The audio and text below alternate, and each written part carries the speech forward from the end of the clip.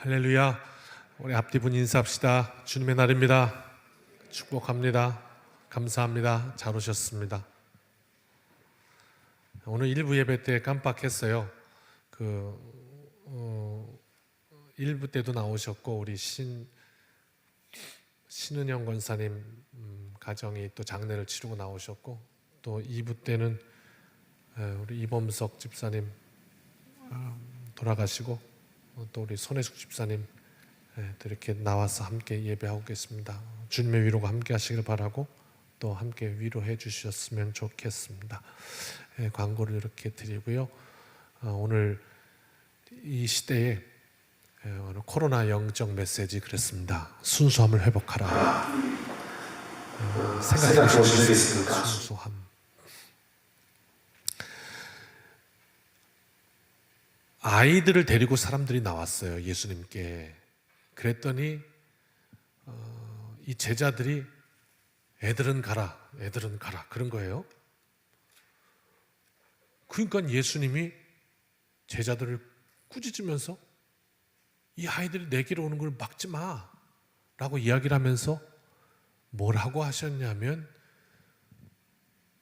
얘네들의 것이야 천국은, 이렇게 얘기를 했단 말이에요. 이 어린아이와 같지 않으면 안 돼 라고 말씀하셨다는 거죠. 그러니까 이제 예수님이 뭘 보든지 다 그것을 통해서 이 우주, 이 삼라만상 모든 자연을 통해서도 보는 것마다 공중에 나는 새를 좀 봐라, 들에 피는 풀을 좀 봐라, 이렇게 다 예를 들면서 이렇게 그 하나님의 섭리를 설명하시고 이해시켜 주시고 하잖아요. 그러면서 이번에 초점은 어린아이였단 말이에요. 어린아이가 탁 들어서 막지 마. 이 어린아이와 같지 않으면 결단코라는 거는 다른 방법이 없단 말이에요. 결단코 천국에 못 들어간다. 이 말을 다시 좀 논리적으로 분석을 해드리면, 이 어린아이에게는 가지고 있는데 저와 여러분에게는 지금 없는 게 있다는 거예요. 그런데 그게 없으면, 그거 잃어버린 채로 회복이 안 되면 결단코 천국에 들어가지 못한다는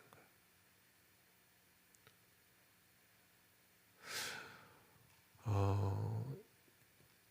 방역 수칙 잘 지키고 계십니까? 네.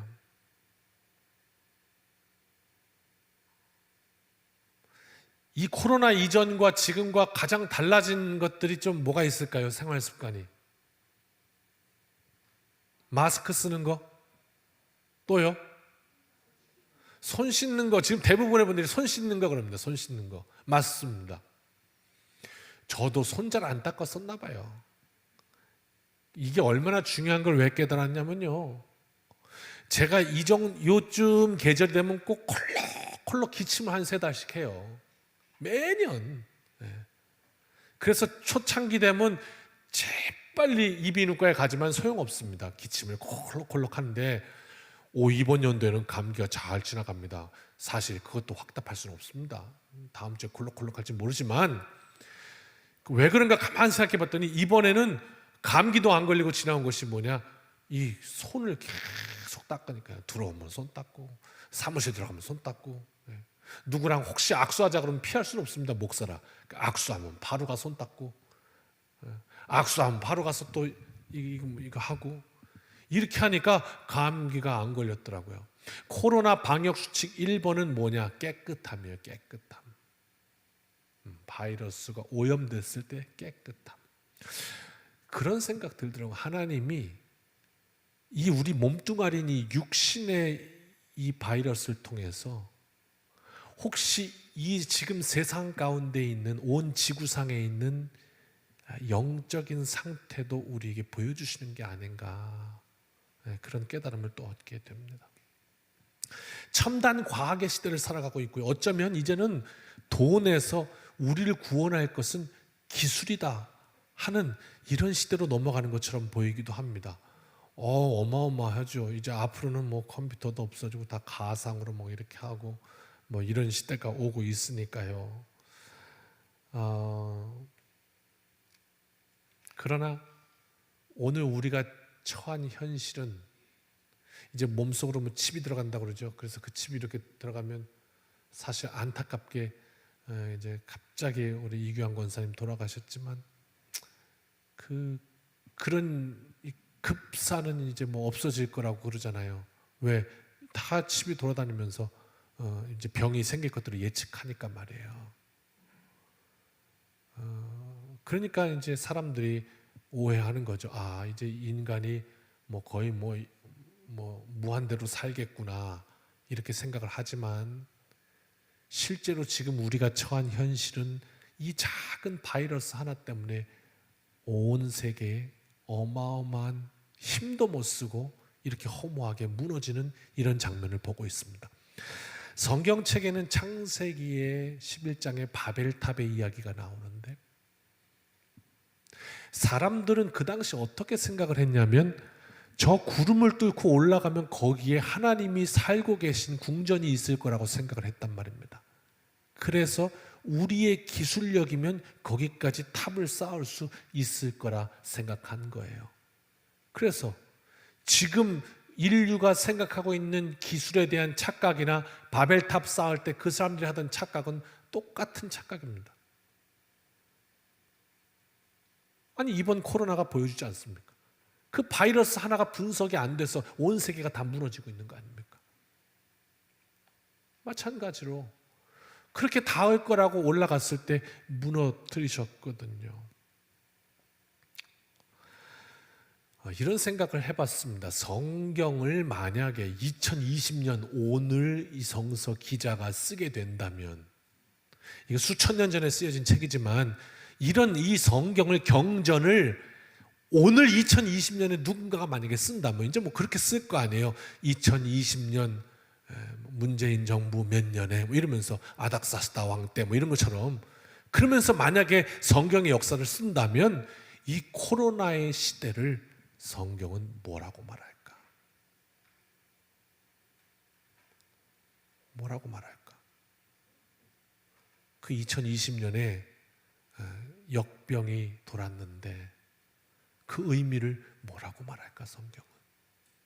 그런 생각이 들더라고요.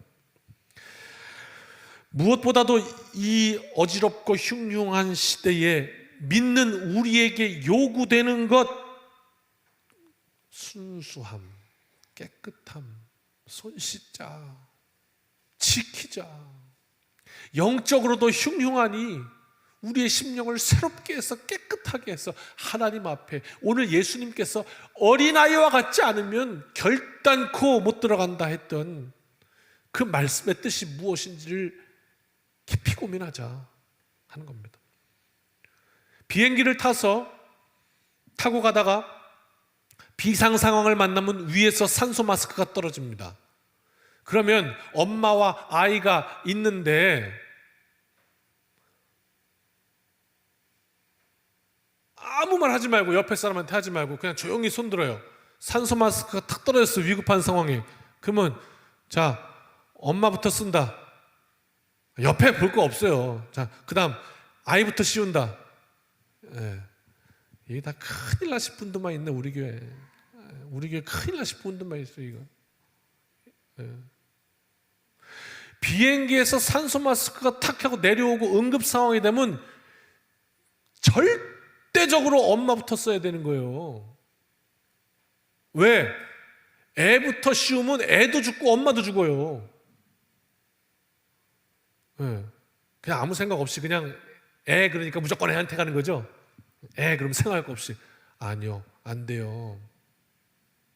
그래서 비행기 타면 처음에 타자마자 훈련을 시켜요.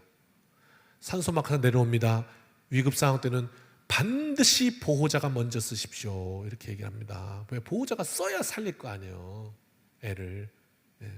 그런 얘기거든요. 이런 의미에서 이 시대에 영적으로 흉흉하다 할 때 그리스도인이 먼저 살아야 합니다. 먼저 써야 되는 거예요. 여기서 먼저 산다는 뜻은 무엇이냐면 하나님 앞에 우리가 먼저 영적으로 순수해져야 한다는 뜻입니다. 예수 앞에 응급인 환자가 누군가? 주님, 접니다.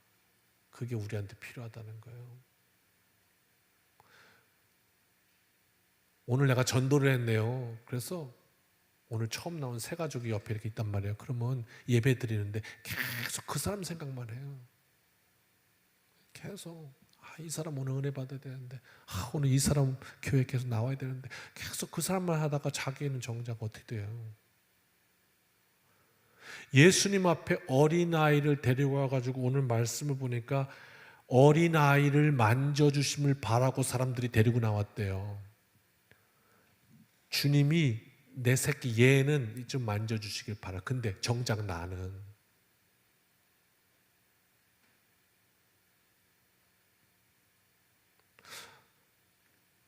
사람들이 주님께서 나를 만져주셔야 한다는 생각을 못한 거예요. 이 시간 여러분 왜 나와서 우리는 앉아 있을까요? 지금 이 시간은요, 옆에 분과도 상관이 없는 거예요. 하나님과 나와의 1대1의 만남이 예배잖아요. 나와 하나님, 그 관계 속에서 모든 것이 사는 거예요. 왜 나는 아니고 어린아이일까? 왜 나는 아니고 썩어버린 세상일까? 왜 나는 아니고 아직 교회 안 다닌 내 친척, 내 가족일까? 순수함. 설날이 되면요 계속 세뱃돈을 받습니다. 좋았습니다. 그래서 내일이 설날이라 세뱃돈을 받으면 그거 가지고 뭘 사지 하고 마음 설레서 잠을 잘 못 이루던 밤도 있었습니다. 그러던 어느 날 장가를 갔습니다. 그리고 자녀가 생겼습니다. 딸이 생겼어요. 어느 날 할아버지에게 세배를 하러 갔습니다. 저도 하고 제 딸도 합니다. 어떡하죠?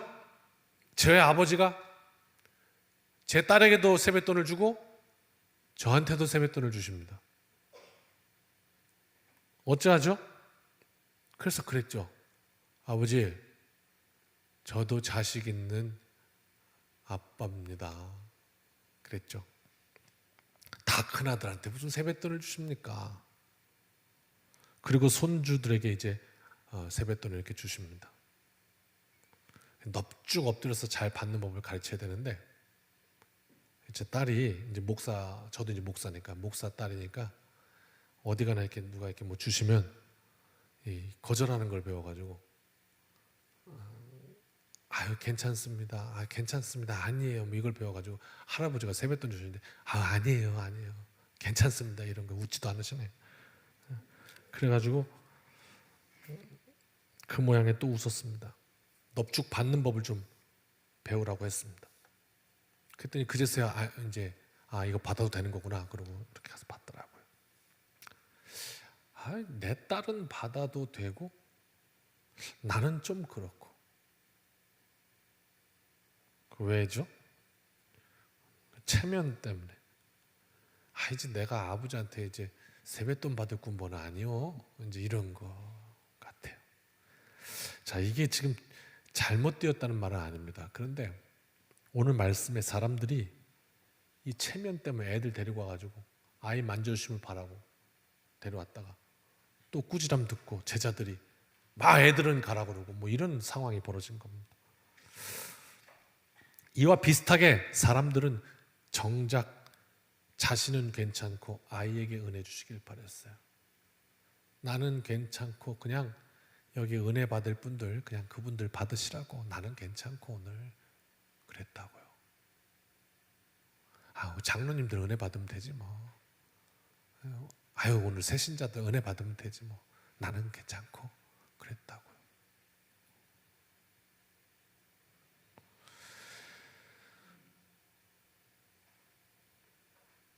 부모 마음대로 되는 자식 없다고 그랬나요? 그래서 내 마음대로 안 되는 자식 문제 주님께 어떻게 해결하고자 오늘 나온 건가요? 그런데 성경은 이렇게 묻고 있네요. 정작 진실로 내 마음대로 안 되는 건 자식이 아니라 내 인생 아니었던가요?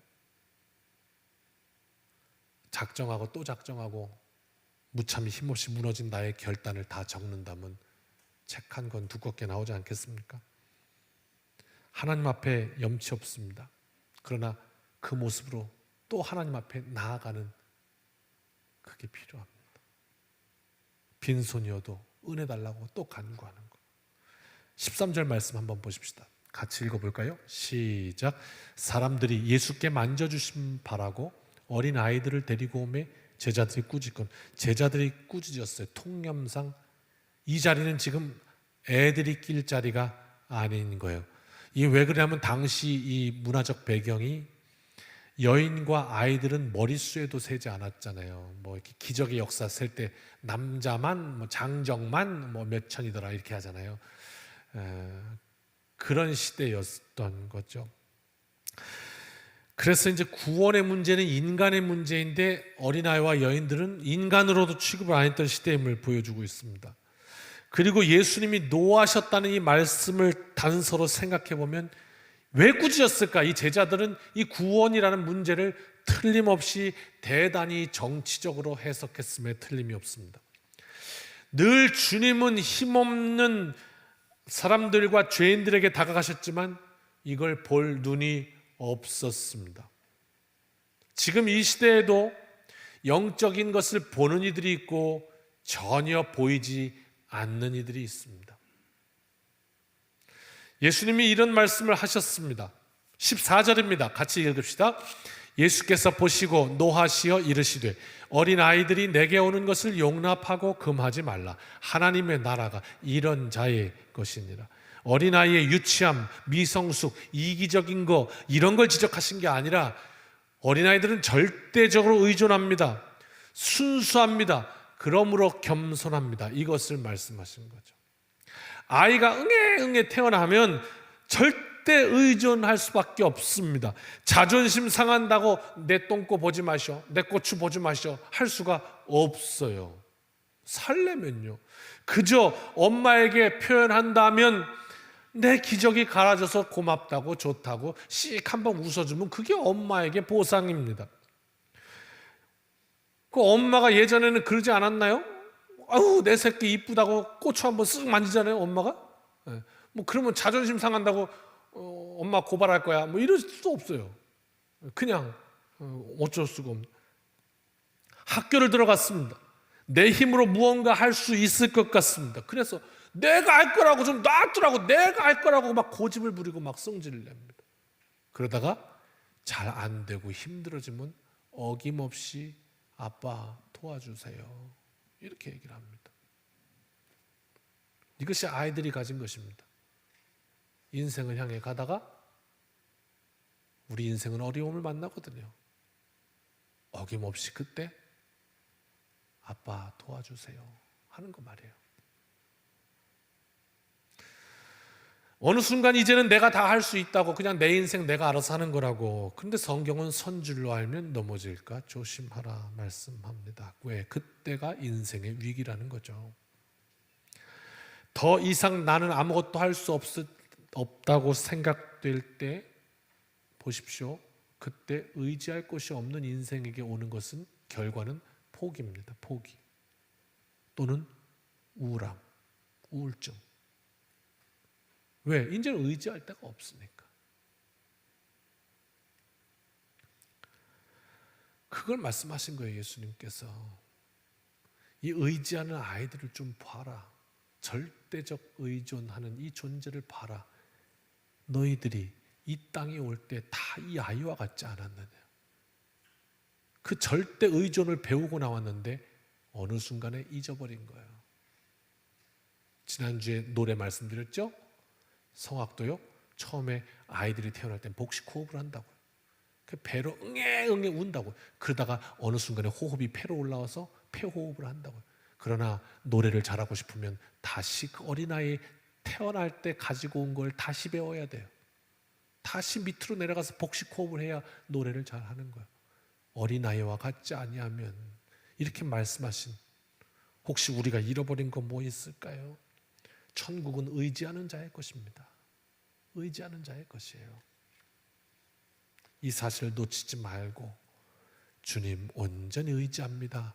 어린 아이가 엄마를 의지하듯이 그렇게 온전히 하나님 바라 승리하는 우리 모두가 되시길 주님의 이름으로 축복합니다. 어린 아이가 와서 목사인 저에게 인사를 합니다. 그런데 어떻게 인사를 하냐면 보통요 아이들이 처음부터 태어나가지고 교회 와서 목사님 안녕하세요 이렇게 하는 아이들은 없습니다.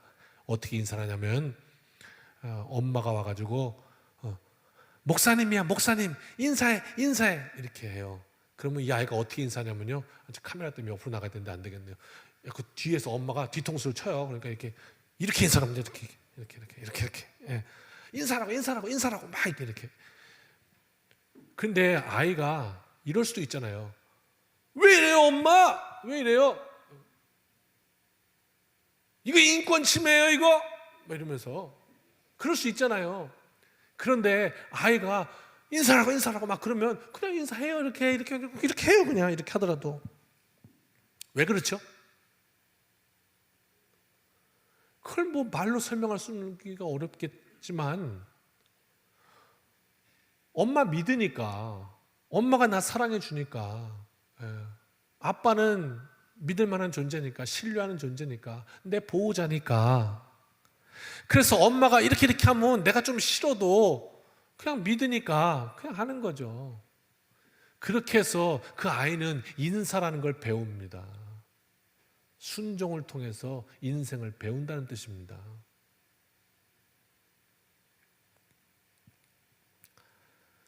아이가 처음부터 압니까? 모르는데 부모를 신뢰하니까 그렇게 시도하다가 삶을 배웁니다. 인생 다 압니까? 아니요, 우리는 모르는 것이 더 많습니다. 당장 내일 일을 우리는 알지 못합니다. 그러므로 내일을 잘 사는 방법은 모든 것을 다 아시고 인도하시는 그분을 신뢰하고 그 말씀을 따라 사는 삶. 거기서 우리는 생명을 배웁니다. 하나님의 뜻이 인도하시기 때문입니다. 지난번에도 한번 말씀드렸는데 다시 말씀을 드립니다. 저쪽 옆 동네에 있는 한 교회 장로님이 평소에 너무 믿음직했던 사람이 같이 사업을 하자고 그래가지고 들어갔다가 3차례에 걸쳐서 뭐 20억, 30억 이렇게 갖고 가지고 있던 재산이 70억이 싹 날아갔습니다. 그냥 완전히 거지가 됐습니다. 빌딩이 하나가 날아갔어요. 뭘 하자고 그래갖고 했다가 첫 발걸음에 20억 들어가고 한 번만 더 하자고 그래갖고 20억 또 들어가고 마지막이라고 해갖고 싹 다 털었습니다. 그래갖고 그냥 하루아침에 뭐 본인 재산이 다 날아가 버린 겁니다. 그분이 그렇게 나리고 나서 교회에 작정하셨던 건축헌금이 있었대요. 그 교회에. 이제 재산이 1억도 남지 않았습니다. 그 장로님에게. 그런데 이 목사님에게 6천만 원을 가지고 오셨더랍니다. 이 건축헌금 작정한 거 제가 이거 남았는데 이거 또 쓸까봐 먼저 갖고 왔다고 그러고 갖고 왔더래요. 목사님이 나한테 솔직한 심정을 얘기하시더라고요. 그때 여러분이 목사라면 어떻게 대답하시겠어요? 여러분이 목사라면 뭐라고 하실 것 같아요?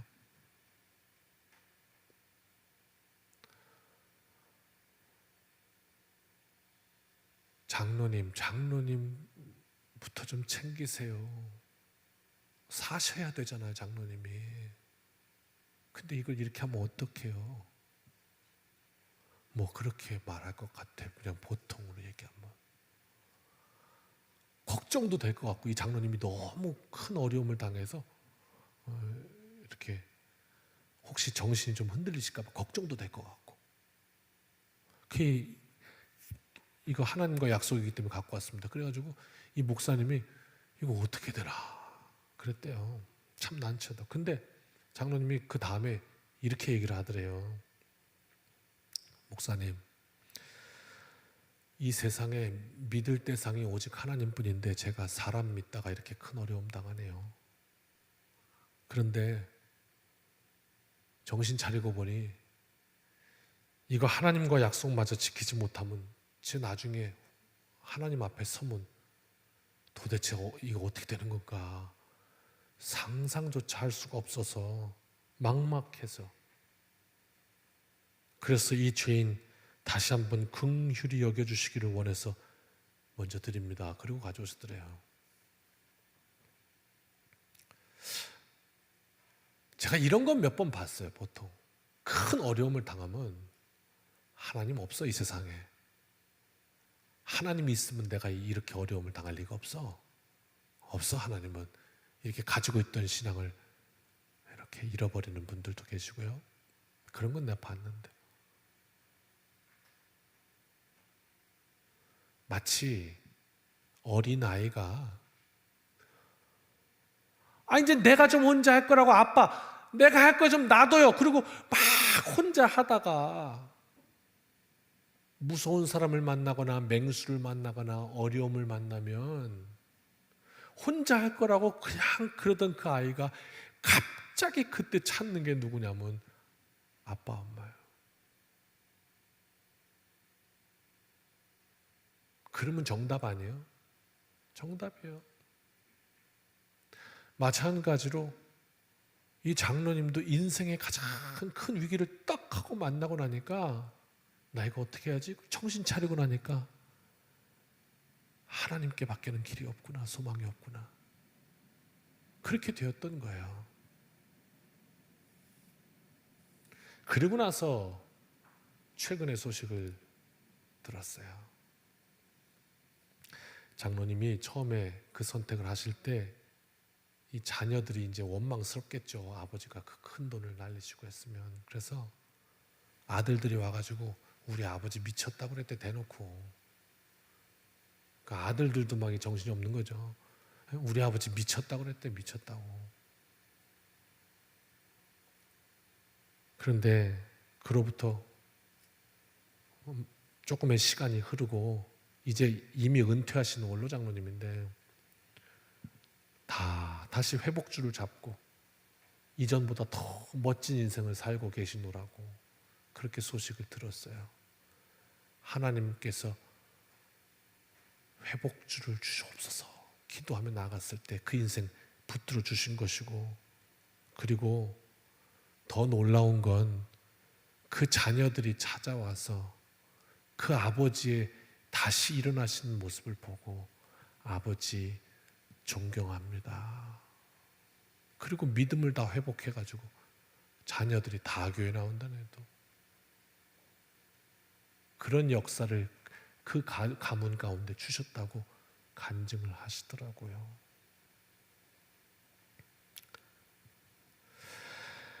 하나님이 천국에서 만났을 때 아무개 장로야, 넌 내가 준 70억 어쨌느뇨, 그 실패를 물으실까요?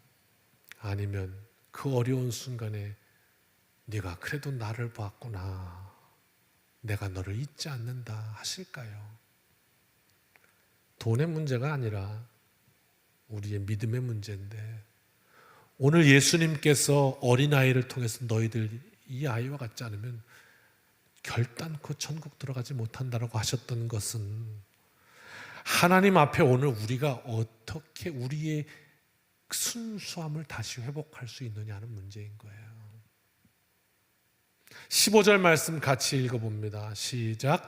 내가 진실로 너희에게 이르노니 누구든지 하나님의 나라를 어린아이와 같이 받들지 않는 자는 결단코 그곳에 들어가지 못하리라.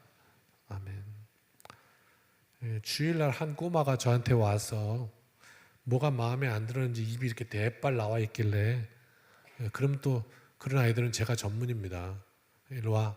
그리고 이제 데려가요. 이렇게 손잡고.